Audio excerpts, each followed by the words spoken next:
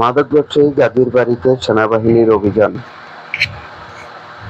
নারায়ণগঞ্জ বন্দর নাসিক ২৩ নং ওয়ার্ড নূরবাগ এলাকায় গাজীর বাড়িতে গভীর রাতে সেনাবাহিনীর অভিযান।